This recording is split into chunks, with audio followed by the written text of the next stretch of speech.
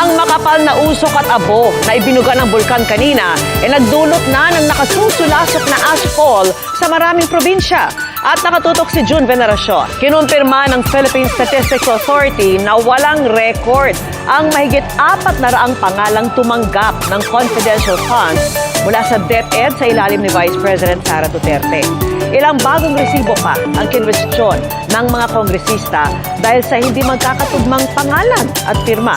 At nakatutok si Jonathan Anda. Magpapatawag na ng pulong ang MMDA kasamang iba't ibang sektor at grupo para tugunan ang magkakasunod na disgrasya sa kalsada. Nakababahala lalo't may mga buhay pang nasasayang. At nakatutok si Joseph Moore. Sumama ang pakiramdam ng ilang nakatira sa paligid ng Bulkang Canlaon matapos nitong Simulan na ang ating tagumpay. Ipagpapatuloy ko ang laban para linisin ang bayan. Tapang, dangal, husay, Trillanes para senador.